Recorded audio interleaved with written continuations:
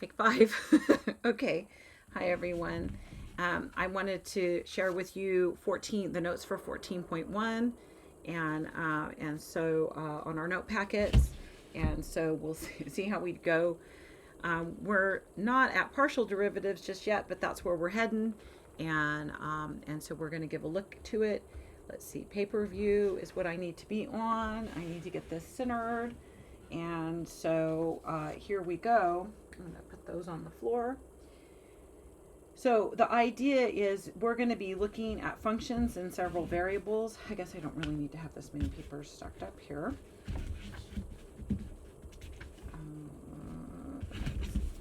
All I'm going to need for this. The idea is that we're going to be looking at what if we had two independent variables as opposed to just having one independent variable and one dependent variable. Then when you have elements that are part of your domain, they're going to look like ordered pairs. They're going to look like x, y.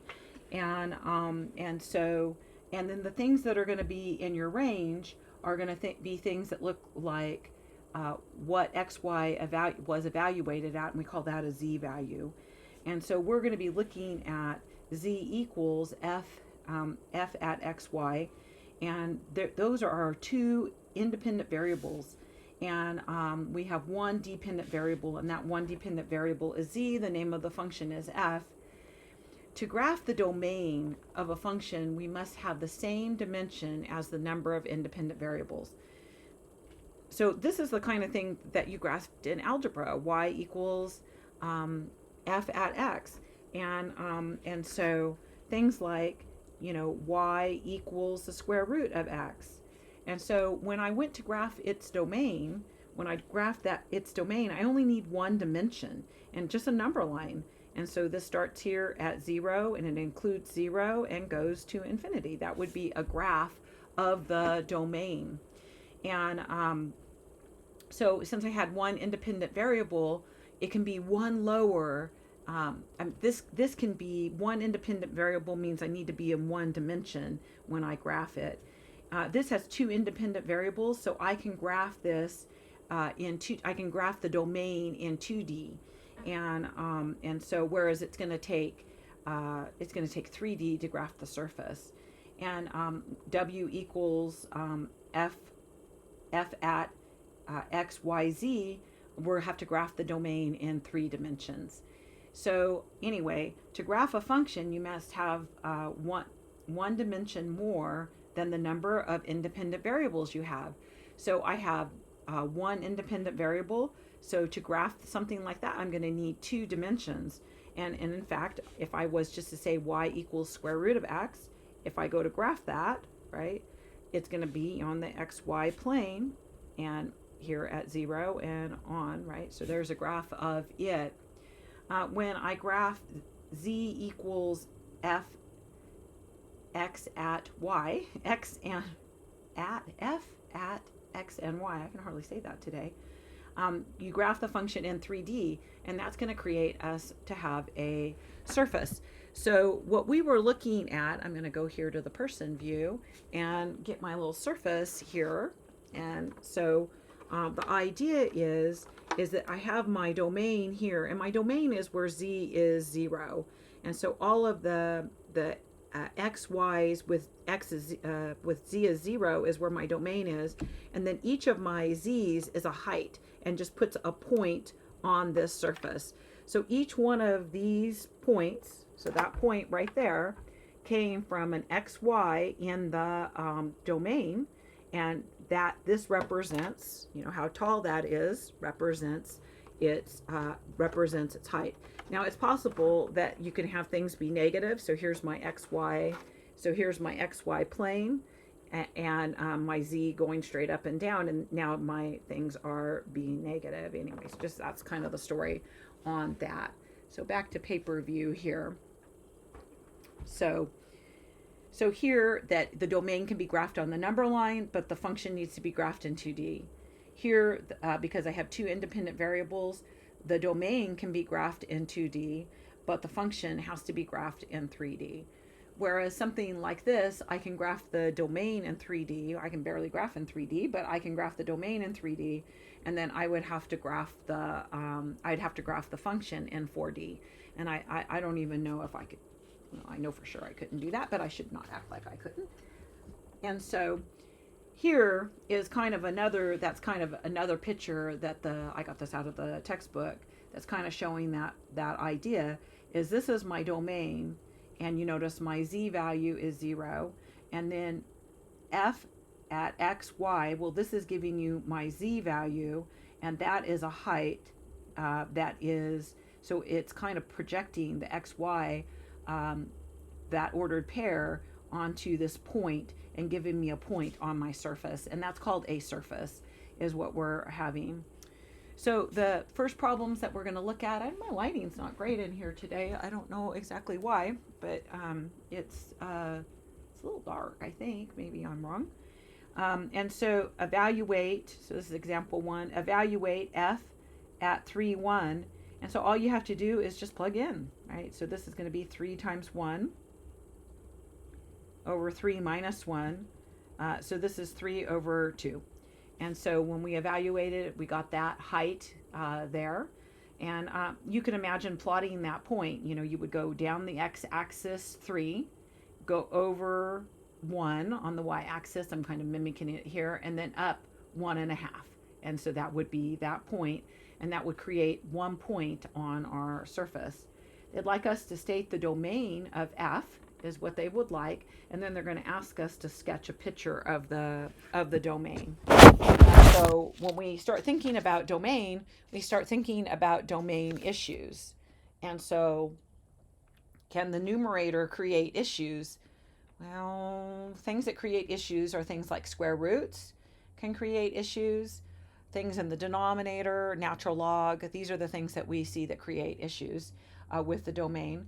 And so we do have a denominator here, and so we know that our denominator, right, our denominator shouldn't equal 0. So that's x minus y shouldn't equal 0. So x shouldn't equal y. And to make it look a little fancier than that, I can say the domain is the set of x's and y's here. So a set of ordered pairs such that x doesn't equal y.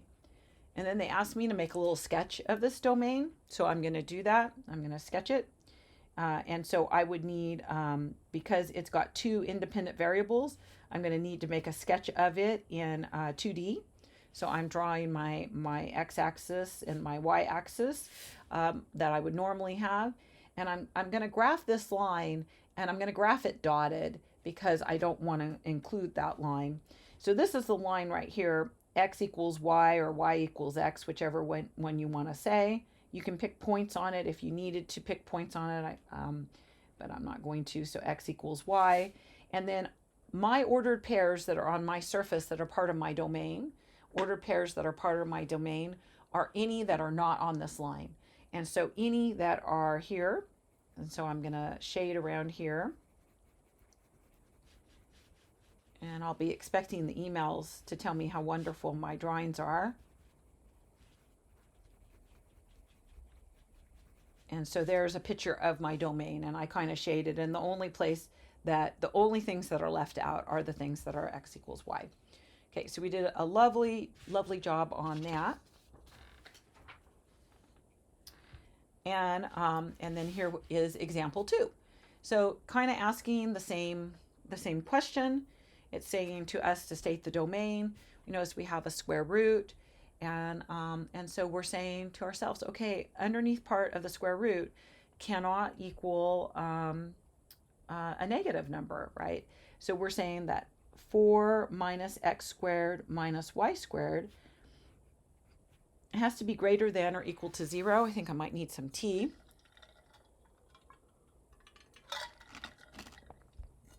It's pretty good. And so however you want to manipulate that around so that you kind of see what the graph of that is going to be. What I did was I added x squared and added y squared so that I had 4 is greater than or equal to x squared plus y squared. And then I'm used to it with x squared and y squared on the left side of the equation. So I'm over here on the left side of the equation, right? And so if I rewrite this, x squared plus y squared, the alligator is going to eat the 4, so the alligator needs to still eat the 4.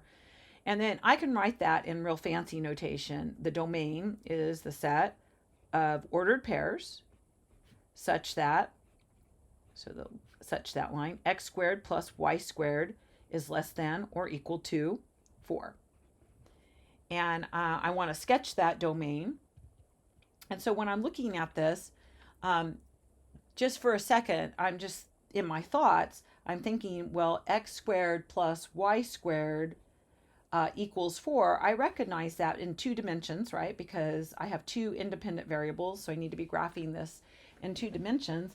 And I'm like, oh, I know that's a circle, right? This is a circle with radius 2, and the center is 0, 0 on it. So I'm going to draw a lovely circle here, radius 2. So just kind of circling this out here at radius 2, and the center is 0, 0. And it includes, because it's or equal to, it includes the outline is part of the domain, right? All points on the outline of the circle are part of the domain, and also points inside the circle are part of the domain because it says less than 4, and so we'll less than or equal to 4, and so there's our domain. Now it asks us for our range, and so when I think about the range, I think to myself, okay, f at xy, this is fancy notation for z. And so I'm thinking, well, what is the lowest z could be? And because I have z equals a square root, and I know the smallest a square root can be is equal to 0, right? And so, and you can imagine when that happens. If x was 2, 4 minus 4 is 0, and if y was 0, then I would get the square root of 0. Square root of negative is complex, and so I'm not looking at anything the square root of a negative. I'm only looking at things that are in this domain. And so anyway, so the lowest z could be would be equal to 0, right? Bigger than the smallest z could be would be 0. Z is bigger than 0. Well, what's the largest z could be? And because this is minus, and then that's a positive value, and that's a positive value, if any value I have for x other than x is 0 is going to make it a lower value when I take the square root, because it's going to for sure minus it, right? It's going to for sure subtract from 4. So if x was 1, then this would be 4, take away 1, which would be 3. And that's getting smaller. And remember, I was trying to get the maximum. What's the biggest value for z? So when z is 0 and y is 0, that's when I'm the biggest. And if this wasn't raised to the second, then it would be a different story. But because those are raised to the second, you are guaranteed that you're subtracting a positive amount. And so when it's 0 is when it's the very largest, which makes it the square root of 4 when x is 0 and y is 0, and the square root of 4 is 2. So this is when z is less than or equal to 2. And so that would be our range. Now you could write it fancy too, right? Our range equals squiggly brackets, the set of z's such that z is between 0 and 2. So we did a lovely job on that. And our next example here, example 3,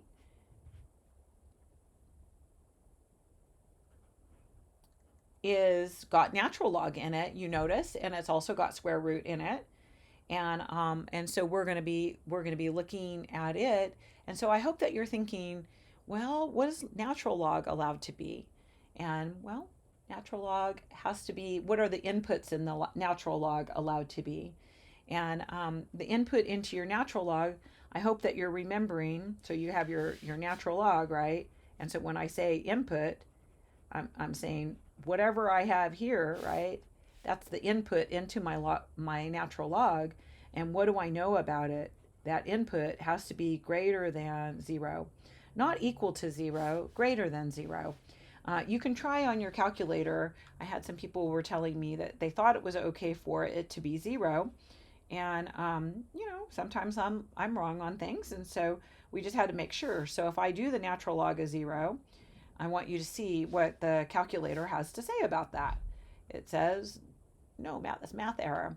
You have to pick something. If you pick the natural log of any negative number, so -8 for, I still got math error on there. Sorry, calculator. -8. And so if you put that in there, of course, it's going to give you math error. It has to be greater than 0. So the natural log, I'm not saying the natural log of 8 is a nice number, but it is a possible number for me to find the value of. And so that's kind of what we got going here, so that we know that y minus x has to be greater than 0, and because we want these values for x and y to work in both. And so it can't be or. And I'll maybe show you the difference between and or here in just a second. And then I've got the square root in the denominator. And I know that a square root has to be non-negative. And because it's in the denominator, it also cannot be equal to 0. So x minus y plus 1 has to be greater than. Now, if you're just thinking about the square root, that would be or equal to. But because it's in the denominator, it has to be,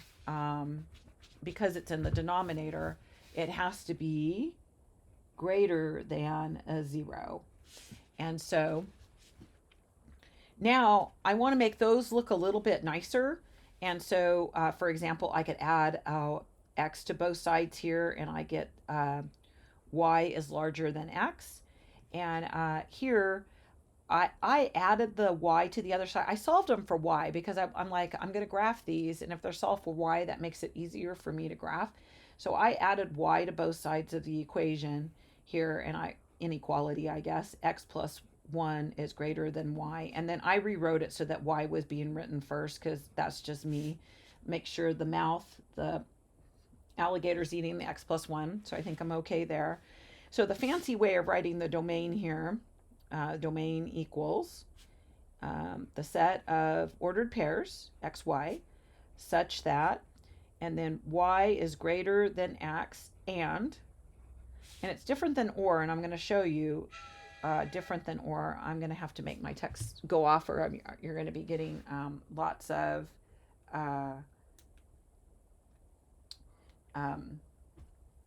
train horns here, because that was a group message with my lady friends, and then now everyone's going to start chiming in, and it's going to be tooting like crazy. Woo woo is what it's going to say. Okay, so if I go to draw this should be in 2 dimensions. So I'm going to draw it a little bit bigger here, and y is greater than x. That's going to be a dotted line at y equals x right here. So this is the line y equals x, and I made it dotted because it was needed to be greater than x. So I have this dotted, meaning don't include it. And then my shading would be up this way. And I'm gonna erase a little bit of the shading, but I just want to make sure that everyone understands up this way. Okay. And then this one, I'm going to graph it as well. So I need to graph the line y equals x plus 1. And so if x is 0, then y is 1. So 0, 1 is a point on here. And I can see that it has the same slope, which is 1. This had slope 1 as well. So I can kind of just dot it through here, saying it's parallel to this other one that I have happening here. I'm going to do some erasing. I got this lovely eraser. And so this is saying the things that are smaller than, the values for y that are smaller than. So from this line, that would be down here, and it would go on. And so if you said or in between, or means that it solves either inequality, and that would be everything. Every point would solve either one of them. Notice how that is. But and means only the ones they have in common, only where there's solution in common. And the solution that they have in common is in between the two lines. So I'm going to erase out, well, I didn't fancy that it would be so hard to race up to the line without erasing the line. I didn't guess that. And so my solutions should only be in between. So that's the difference between or and. I tell my algebra students that the difference between or and is if they and I, me and them, were having a party, and I made my list of people I wanted to invite, and they made their list of people they wanted to invite. If we said or, then we would include all of the people on both lists, include all of the solutions. So like each one of these ordered pairs are like someone we would invite to a party. Where if we use the word and, then we would only be inviting the people that were on both of our lists that we had in common on our list. Anyway, so that's kind of that story there. We did a lovely job on that problem. It's beautiful. So now we're doing example 4 right here. And I'm supposed to state the domain. I notice that I have 3 independent variables so that I know that when I graph it, the domain, because there's 3 independent variables, that this is going to be graphed in 3D. If I was to graph the function, I would have to graph the function in 4D. And if you want to call this something, you would call it W. So they've used Z in here. So you could call it W as an option of something that you could call it. So they're wanting us to state the domain. And so we have that same idea of that it's, that we want to come up with all of the issues, all of the problems. And so, it's got a square root in it. And so we have that, and it's in the numerator, so we can go greater than or equal to 0 underneath our square root. It's okay to be 0 because it's in the numerator. The numerator is allowed to be 0. And then our denominator shouldn't be 0, and only z is in the denominator, so z should not be 3. And now remember how we rearranged that? I think we had exactly this before, but so I'll just rearrange it quickly. I think it's the same one that we just rearranged. And so this is going to be for our domain. The domain is going to be the set of ordered triplets x, y, z such that x squared plus y squared is less than 4 and z is not 3. And then I want to draw that. Now I know that it needs to be in 3 dimensions, so I'm going to get my 3 dimensions going here.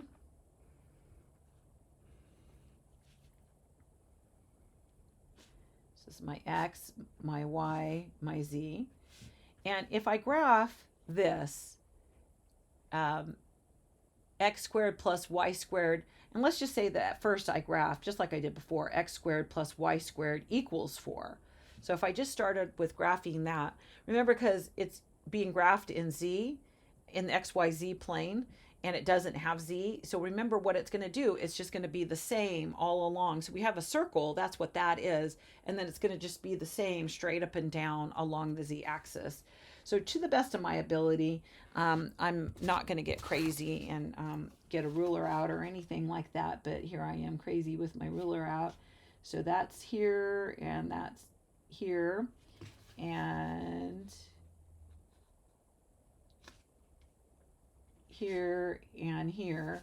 So this is kind of a cylinder. And then I'm going to draw another one. That's just a circle. I said it was a cylinder, but I'm going to draw another one. I'm going to come up here and just draw another one. So here is another little axis for me to be on. And I'm making this parallel to y, the way I've drawn y. And then I'm going to come here to, man, this is good graphing. I know that you want to go get your family member or your friend to come in and look at this graphing.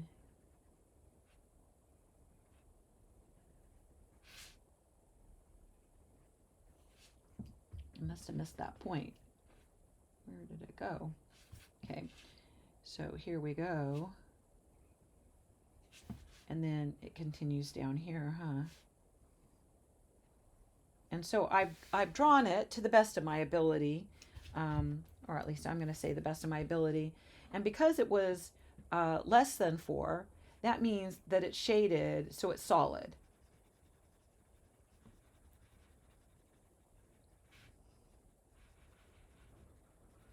And the and z doesn't equal 3. So somewhere here at z equals 3, so I'm going to come here at z equals 3. There should be, this should be circled, centered here, right? And this disk right here, that's right here, this disk that I've just drawn here at z equals 3, I need to remove the one little disk at z equals 3. And so other than that, so I'm going to remove out that one disk that is at z equals 3. And so if I was to describe this, which is kind of what it asks, I drew my picture so big, I'm going to have a hard time getting it in here. But I would say that it's circular cylinder. Cylinder just means that it repeats the same shape straight up and down along z-axis. Radius was radius 2, right? Except z equals 3. So I said except, so I'm going to say except z equals 3. So we did a lovely job on that. Oh, why did that do that when I printed it? It made that line. I don't know. And so how to graph these things. So if I need to graph something like this, then what I'm going to be hoping is that it makes something, one of the figures that they taught me to graph in chapter 12. So the first thing that you do is you replace that function notation with z, and then see if you can get a surface that you know from chapter 12. And I realized in class that I didn't name one here. I was so busy picking up what needed to go here that I forgot to name a really good one, which is a plane. So I'm going to put a plane right here. Ax plus by plus cz equals d, or you can use lowercase or whatever have you, but something like that, it's going to be the graph of a plane. So that's another thing that we know how to graph from chapter 12. So we know how to graph these things. And if we don't, we'll get our papers out, right? And remember, well, what did they have to look like to be, an ellipsoid? What did it have to be an elliptic paraboloid, etc.? And so anyway, we'll keep at it. If you do some of the homework, you'll see some of them.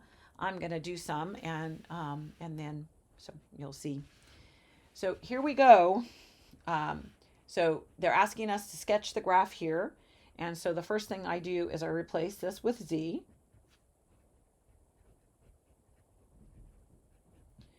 And then I'm hoping that you notice, well, I got x to the first, I got y to the first, I got z to the first.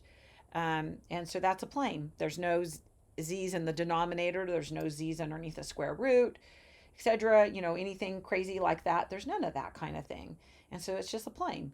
And so I would rearrange this to x minus 3y plus z equals 6. But that's just me. You don't have to rearrange it. Got to watch my time. I have bowling and it's getting close. And so, and then I would want to, in order to graph it, the x-intercept, how you find it is you let y equal, I said y, wrote x, y equal z, which equals 0. And when you do that, when you put y and z to equal 0, then you get the x-intercept is at 3, right? 2x equals 6. So the x-intercept is at 3. And I want to do that same thing for the y-intercept. And I bet you know what I'm going to let be 0. I'm going to let x and z be 0. and that will find me the y-intercept. So when I let those be 0, then I'm getting -2 for y. So the y-intercept is -2. And then the z-intercept, you got it. I hope you're ahead of me. I want that to be an x.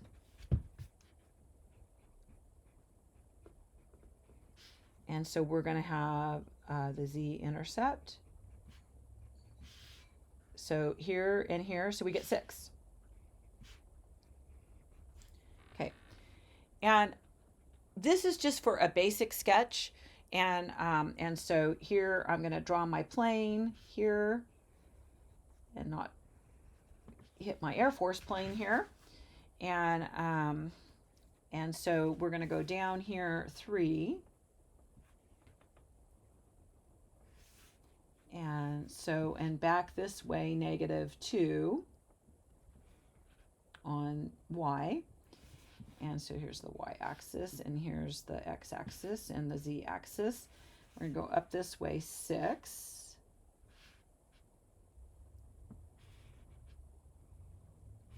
And then I'm just going to draw in my plane. Now I've just drawn them exactly the same way that they've drawn in the book. And this is just one little angle of looking at it. And so here, and I'm going to show you here on geometry colliding with algebra, GeAlgebra. I'm going to show you on there. So I want to show you 2 things. So I am supposed to go here to screen, and I want to show you 2 things. I wanted to show you, this is one that they drew from the book. And I just wanted to show you that that's how they draw them in the book, but they actually go on. This is not an interactive figure, so I can't tilt it or anything. They had different places that it that theirs crossed, right?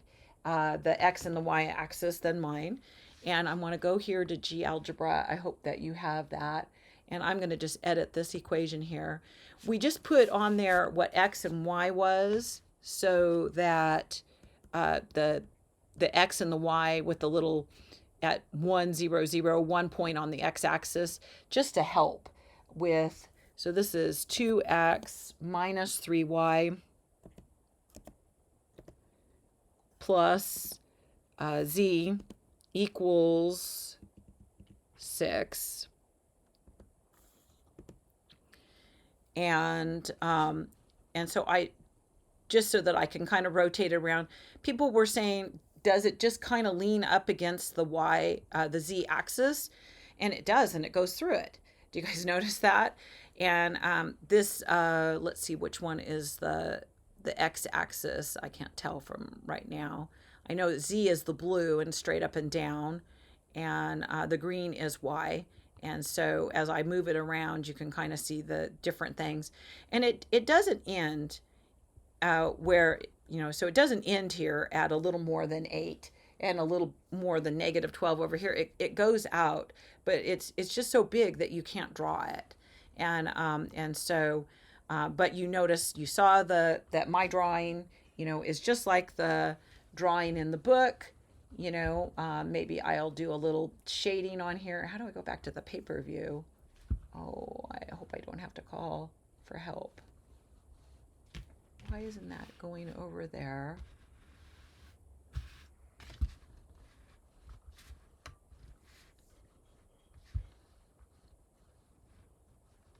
It's not allowing me to go over there.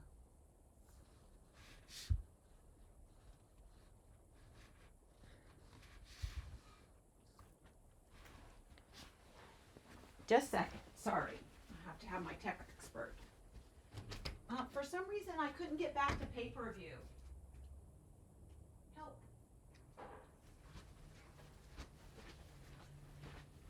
So when I tried to get back to paper view, it won't let me go over there. Where are you trying to go? To paper view. Oh, it's right here. But how do I do it? Can you just take the mouse and do it? Yeah. Why does my mouse keep disappearing? It does, huh? What did you do to do that? I clicked on the other screen, then clicked back on the other screen. What screen was the other screen? Out here? I clicked on the left screen, and then I clicked on the right screen. Clicked on the screen on my computer? Then I clicked over there, and then I was able to do it. Okay. I'll edit that off. You don't have to. It's fine. They enjoy my foibles. And so anyway, so they did have it they kind of did have it sketched in here, so I'll do that too. Why not? Okay. But it does go, I can't draw it to look like it goes on forever. The book can't draw it to look like it goes on forever. And even GeoGebra that has, it's because we're trying to draw something that's three-dimensional on a two-dimensional piece of paper. So we're going to try this one. And so we're supposed to sketch a little graph of it. So the first thing we say is that z equals 1/2 the square root here of 36 minus 9x squared minus 36y squared. I'm going to extend my square root line. And then if you notice something, like, do you guys notice right now that your z has to be a positive value? You should note that. Okay, so note to self, note. Z has to be greater than or equal to 0 because it equals a square root. Because the next thing I was going to do is square both sides, and I might lose that idea that z had to be greater than or equal to 0 when I square both sides. So I'm going to square both sides, and so when I do, I get here z squared. When I square 1/2, I get 1/4. When I square a square root, I just get the stuff underneath it. And I'm hoping that when I manipulate this a bit, that it'll be someone I recognize. So I have z squared equals, and if I distribute in this 1/4 into all of this, oh,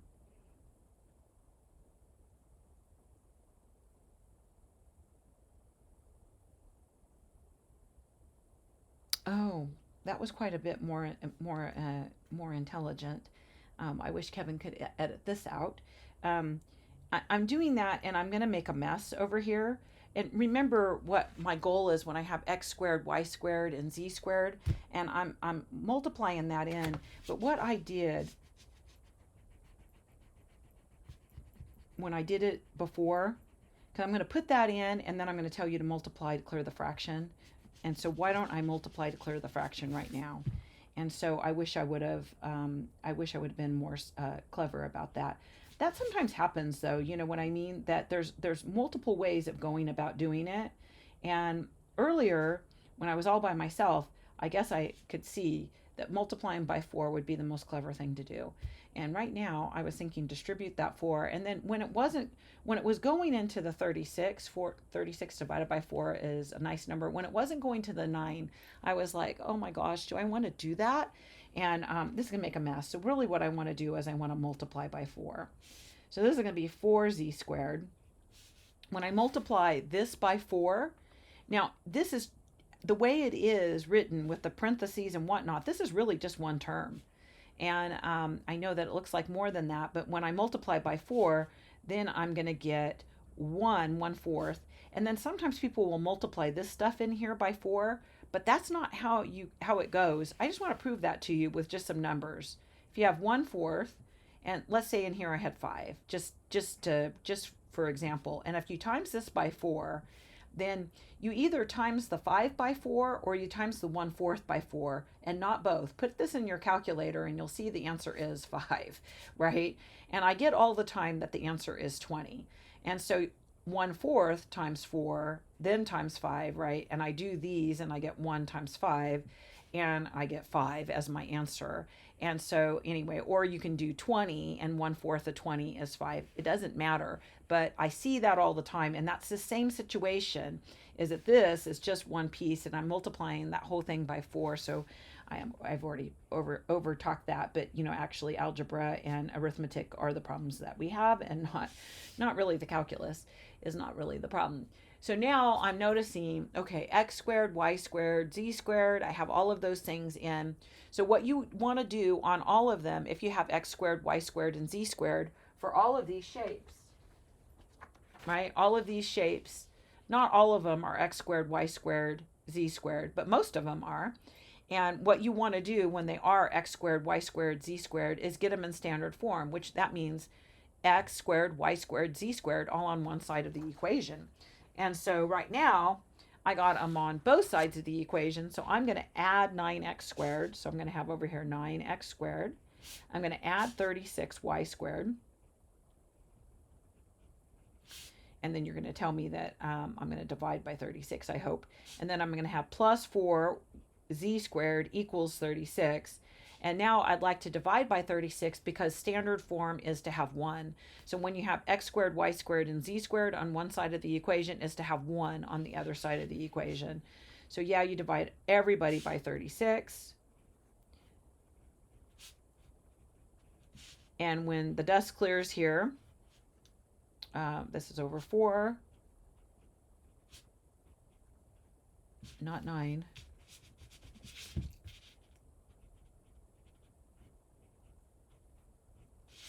So I have that.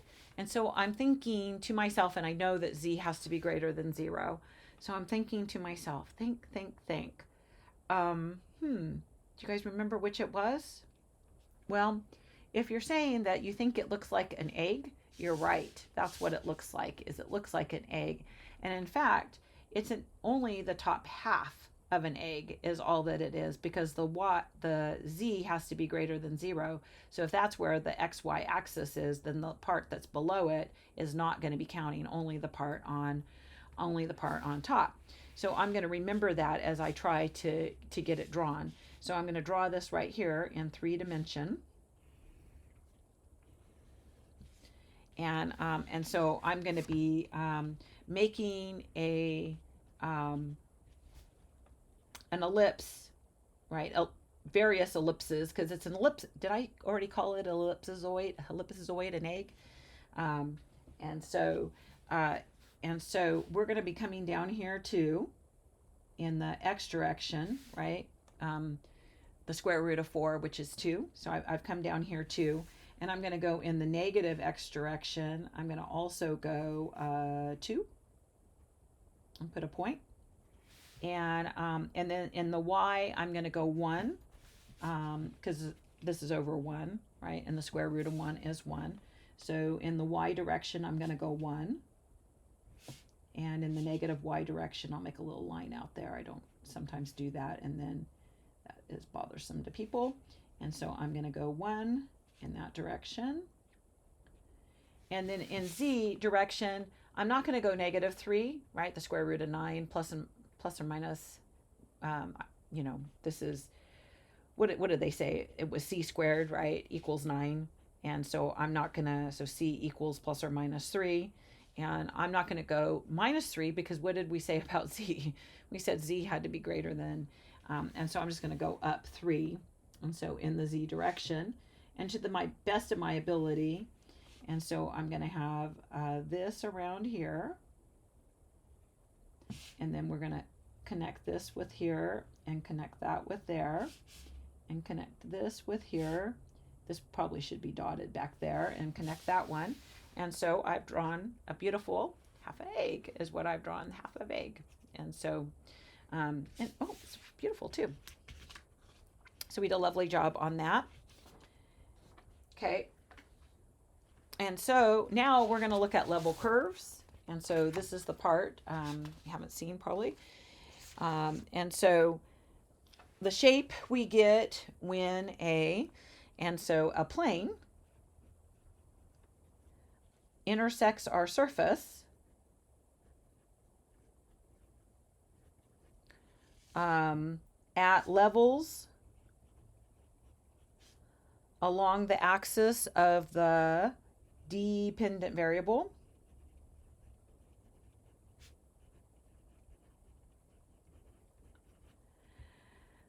A map of level curves is sometimes called a contour plot.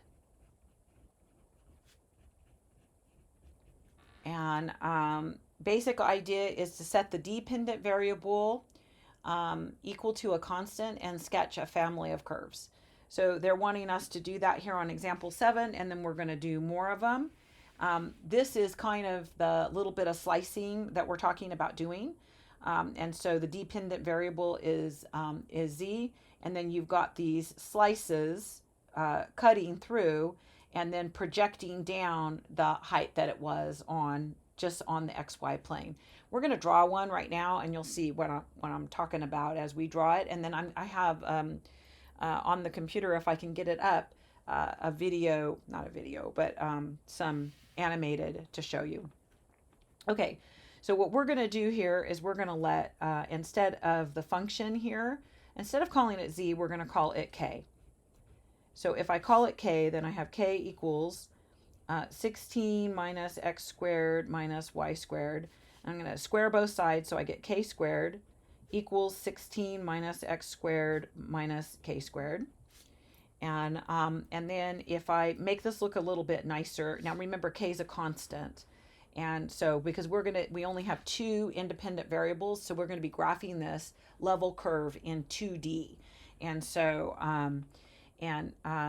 so I'm gonna add the x squared and the y squared to the other side and subtract the k squared. Is that okay? I hope that's okay that I do that all in one step. X squared plus y squared equals 16 minus k squared. And then what we want to do is we want to look at these level curves for different values of k, and it said several values of k. So for example, what if k is 0? Well, if k is 0, then this becomes x squared plus y squared equals 16. And we know what that is. That is a circle, right? So I'm going to draw here. And it goes over 4 in the x direction, right? And in the y direction, kind of 4. And because radius 4 here, circle radius 4. And this is y, this is x. And we're just drawing the level curve. And so this is going around here, a circle, the best of my ability, a circle.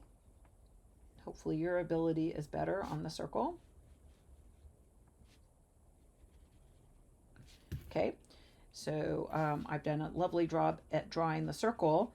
And then I'm going to label this level curve right here, k equals 0, because that's the level curve that went with k equals 0. Then we could let k equal 1. And then it would be x squared plus y squared. And then if we let k be 1, it would be 16 take away 1 is 15.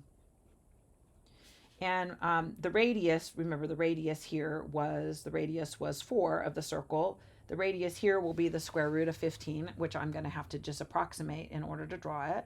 But the square root of 15, which of course the calculator says the square root of 15, is around 3.9.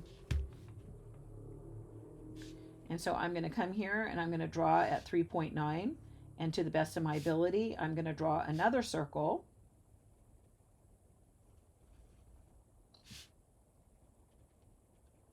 I should have brought is that a compass that draws circles? Wish I would have. And so this is k is 1, is that one. And I'm going to go bigger. I'm going to go 3. And so x squared plus y squared equals, and then 16 take away 9 is, what is 16 take away 9? I don't even know. 7. So the radius is the is the square root of 7, which is around 2.6. And I don't know if I had that on the screen, but I was doing that, right? So over here, 2.6, and I'm going to be having another one. I'm not going to measure it all the way around, but just kind of estimate it. So each one of these level curves are circles, and these circles are getting smaller and smaller for appropriate values of k. This was k is 3. It said several. Is 3 several? If 3 is several, I've drawn a level curve. And so, and then I just wanted to show you some more things on level curves on here, and I will see if I can get that up without having to call my tech expert.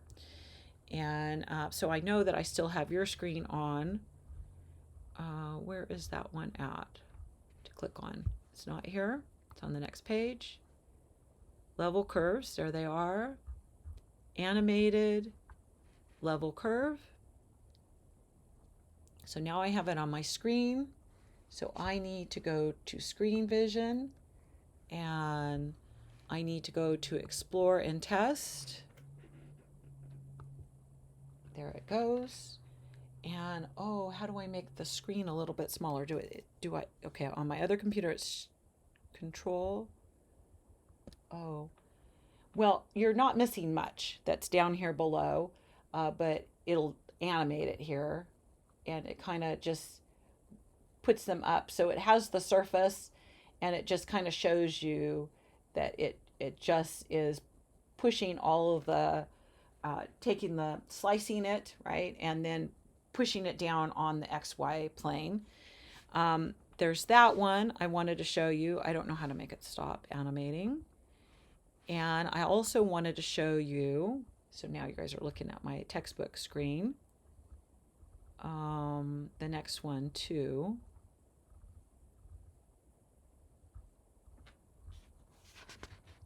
Where is it? Oh, there it is.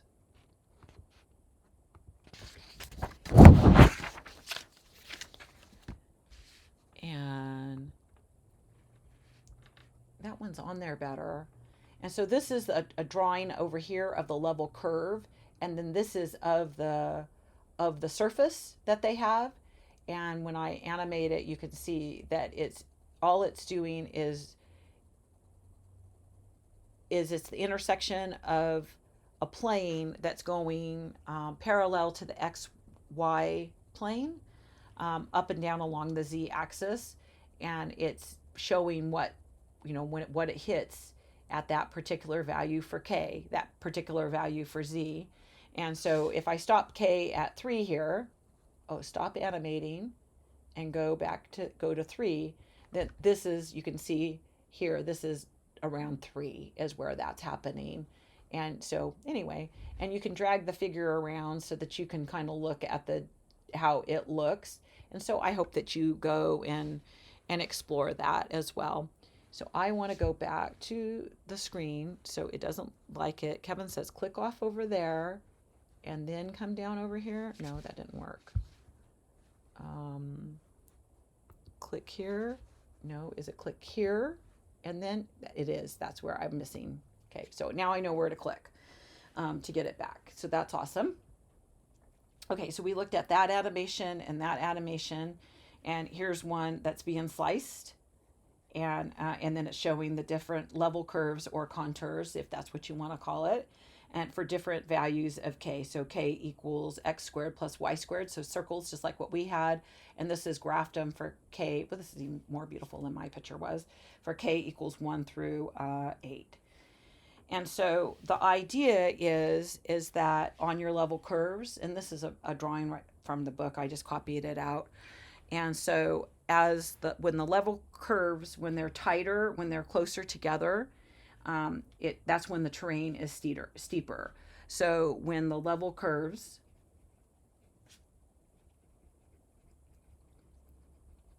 are closer together, then that makes when you're looking at it, the terrain is steeper. So I don't know if you've ever looked at a contour map if you were hiking, and you can see where things are really, really steep by where things are really, really close together. So here I ask you, is the terrain steeper at A or at B? And so if you're looking over here at B versus at A, well, these lines are closer together over here at A, so it's steeper at A. And so anyway, so that's kind of our story there. We're getting close to being done, and I'll put this on the YouTubes. And so same question here from Kurt Klopstein. And so this was the three-dimensional figure, and you can see that it's some kind of saddle-looking thing ish going. Hey, was that the equation? Z equals X squared minus Y squared was a saddle. I think you go look it up. I think you'll find that it is. And here is the level curves as it was cut, and it's asking you which region is the graph steepest. And so because these are closer together here, this is the steeper region. So this is the steeper. And if you're kind of looking at, well, where is that on my level curve? Somewhere up in there. And I think this one over here is going to be up in here, right? And then these over here can be down here, right? So that's where they are. And here, I mean, it's pretty steep right there too. It's steep right there. Those look like Pringle chips to me, is what they look like. And maybe it's just me because I'm hungry. And so then here is a level curve given. So it says if f has the following contour map or level curve, find the value of f at 2, 3. And so this is x is 2 and y is 3. So x is 2 and y is 3. And it hits right there. So that means that the height of it there, the z value of it there is 4. And because it was right there on the level curve for 4. And then I purposely picked one that wasn't on because they have some in your book that weren't on. So here's negative, the other one, f at negative 2, 3. And what they said in the book is they said, okay, if you got your major contour lines, this is 8 coming around here, a height of 8. Here is a height of 6. So it's between 6 and 8, a little closer to 8. And so, and then they just sort of estimated it as best they can. So I don't know. I was wanting to put stuff like this when I was doing the homework, between 6 and 8, closer to 8, because I was having a hard time, exactly how close is that, 7.7? So yeah, 7.7, that's exactly what that one is. Okay, and I think that is the end of the section. And so lovely, lovely, lovely. And Megan was asking me, hey, where did we get to in class? And now I can say, hey, we got the whole thing done. And so anyway, I'll see you in the next video, which I plan on making tomorrow. Okay, stop streaming. No, stop.